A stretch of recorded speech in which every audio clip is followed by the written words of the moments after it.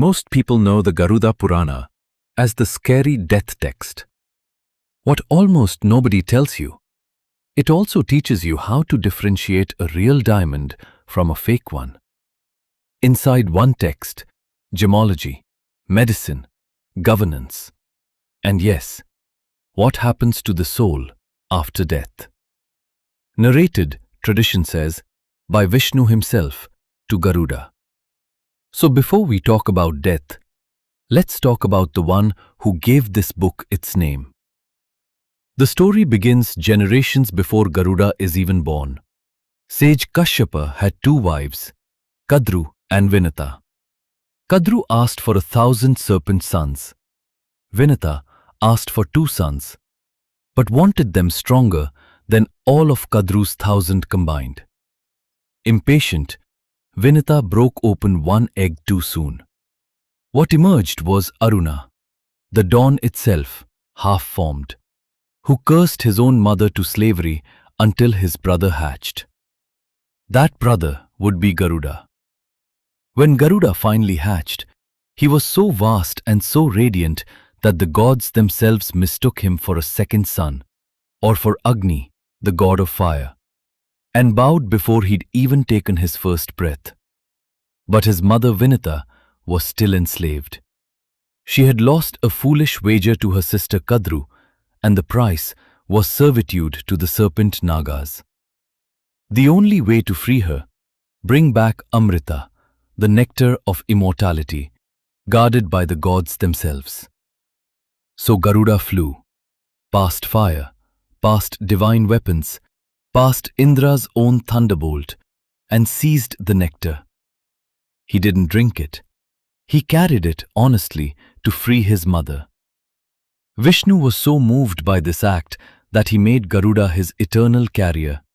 And it is this same Garuda who Vishnu chooses, ages later, to sit beside and explain the one subject Garuda still fears: death.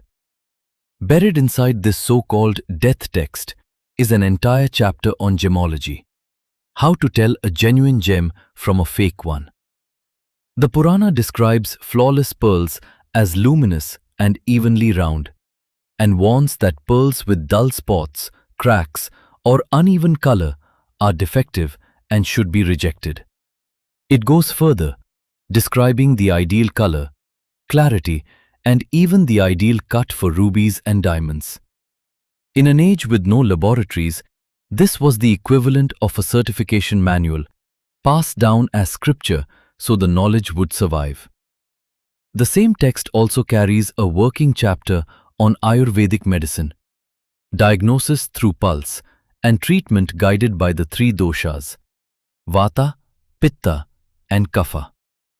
It lists symptoms alongside herbal remedies, not mystical cures, but a working medical reference meant to be used by physicians of the time, not just recited in a temple. There's a section on Vastu, principles for orienting a home or a temple, which direction the entrance should face, where the kitchen belongs, where water sources should sit.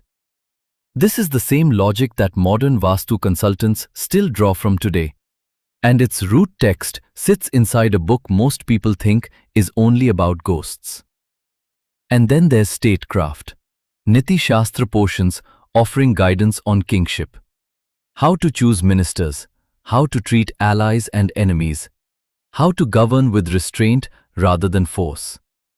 It sits comfortably alongside better-known texts like the Arthashastra and the Manusmriti. Gemology, medicine, architecture, governance. 4 entire sciences inside a text most people have never actually opened. So why does the world only remember it for one thing? Because that one thing, what happens after we die, is the part it explains better than almost any other text in the tradition. Let's go there now. In this tradition, a soul that has just died is called a Preta, unsettled, without a proper form, still tied to the world it left. Only after the family completes specific rites does that soul become a Pitru, an ancestor, at rest, able to bless the living rather than linger among them. Almost everything in this section of the Purana exists to explain that one transition. The Purana describes the soul, right after death, as clothed in a subtle body. Not physical, but not yet free either. This is why the text places such importance on the rites performed over the following days. They are described as sustaining that subtle body on its journey day by day. This is also the philosophical basis for Pindadan, the ritual offering of rice balls performed by the family. It isn't presented as superstition inside the text. It's presented as a mechanism, nourishment for a soul that can no longer nourish itself. For an ordinary soul, the Purana describes this as a long road to Yamaloka, the realm of Yama, the lord of death. Not a punishment, but a passage with described stages of difficulty, heat, hunger, and hardship along the way. At the end of that road waits Chitragupta, Yama's recorder, who reviews a lifetime's account of actions.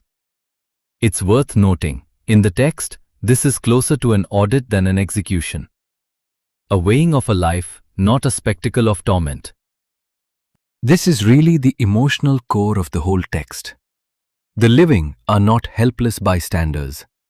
Every rite performed correctly is described as easing that journey, shortening the soul's hardship and eventually allowing it to complete the shift from Preta to Pitru, from a wandering presence to an honored ancestor, remembered at every Shraddha and every festival that follows.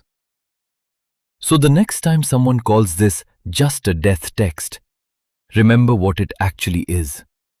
A book about gems and medicine and government, and about how to leave this world with the same care you were taught to build a home or treat an illness.